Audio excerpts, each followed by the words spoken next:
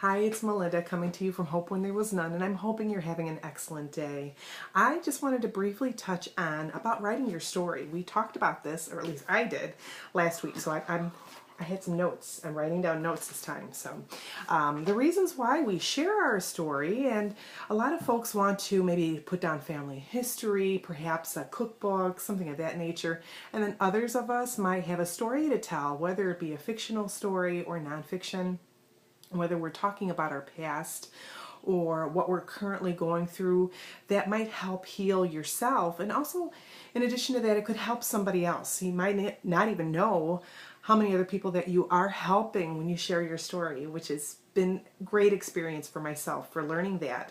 So also, what do you do when you get started with this? What do you look for? How do you start? I've had a bunch of questions about that. So what I did is I started blogging. Originally I started journaling first, and then I started blogging. And you don't have to blog for anyone to know about. You can do it privately as well. You can do journaling. No one has to know. It's something secret. You can do a plain old spiral notebook. You can do something like that. They're on sale right now. School's starting. You can do one with a dream. This one says a goal is a dream with a deadline. You can do something as simple as that.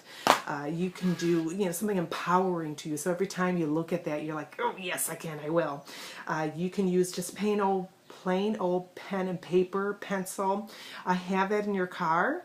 Have it with you if you have a purse. Just carry it with you. Anytime you get a spark of brilliance, a memory you have that comes to you suddenly, you want to be able to capture that moment.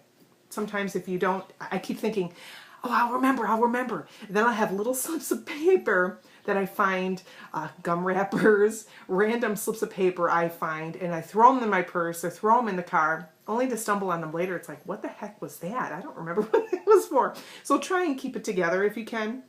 You can use a laptop. If you're tech savvy, use a Word program, Notepad, something like that, or use your cell phone. Your cell phone can be invaluable if you find that app that you can use to record yourself. And let's see, what else can you use? Or just old-fashioned recorder.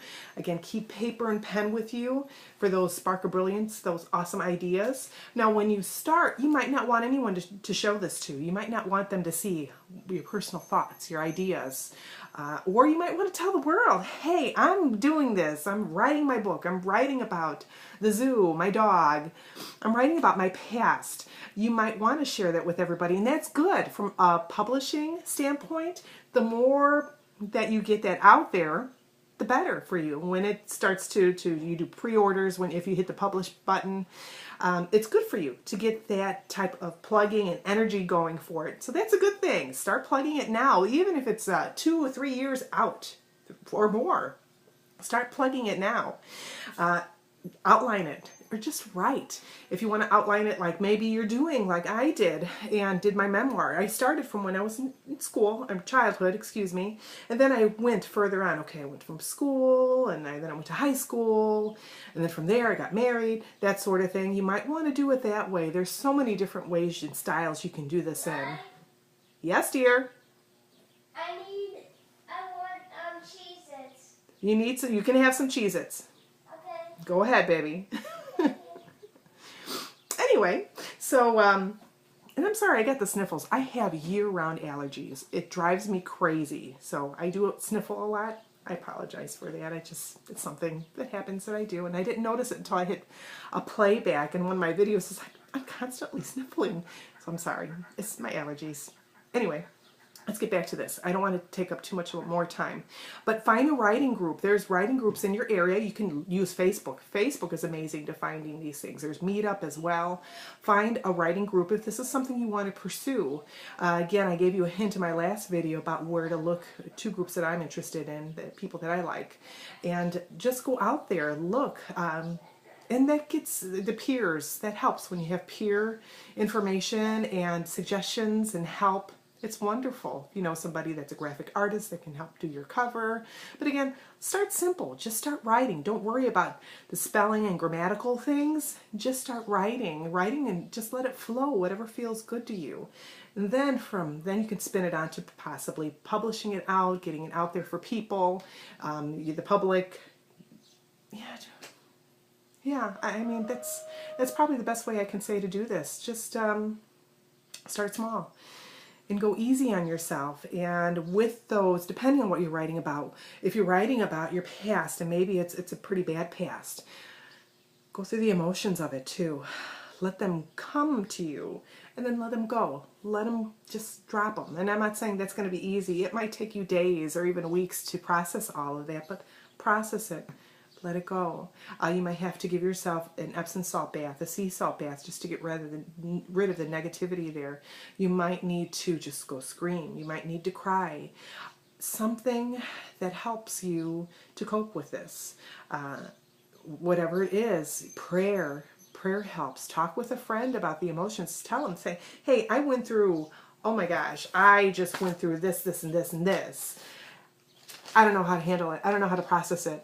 Bounce some ideas off of them. Ask them. And sometimes it helps when you don't go through this alone. When you have somebody to let them know, I had this memory here and it's like setting me back. And I feel like just crying, or I have a headache all of a sudden. I feel dizzy all of a sudden. It seems like all these health issues are hitting me since I've made this revelation that this happened from my past. Don't be surprised if your body is affected by this. You might have symptoms that you don't even realize. If you have seizure disorder, you might start having seizures again as you process this information. So you're saying to me, Melinda, why do I want to process this? If it's going to make me feel bad and icky, why process it? Because it'll help you in the long run. It might not seem like it is right now, this second. It might seem overwhelming to you and just unsettling and horrible to you, but in the future me, thanks me for it. And it'll thank you for it. And again, I'm strong on prayer. So go to the Lord, talk it over with the Lord, and just say, okay, God, now what? My past was a lesson. All of it was a lesson. I've heard the saying that sometimes our lessons are like sandpaper, and they can be a present to you. Yes, it was a sandpaper lesson for me, and it was hard. And I can tell you, if you're a male or female, I don't care, old, young person, teenager, child, I don't care what age you are right now. I've been there. I get it. I understand. I've had the load. Now, by the load, I mean, like, let's say I have these books. I've been carrying these books here. This load here I've been carrying, and I've been carrying it my whole life. It gets heavy after a while. The longer you carry your load, it gets heavy. And sometimes it's a struggle to keep it up there, because you got to keep it going. You got to, your family's counting on you. You got your job obligations, and it's heavy. I know. I get it. I understand. Sometimes you need someone just to help take off that load. You might, again, writing helped me by leaps and bounds, and I'm so thankful. I listened to Mr. Awesome and my sister to get that down and write it. But I get it. I understand. I'm going to keep balling here, so I'm going to stop and push the stop button right now.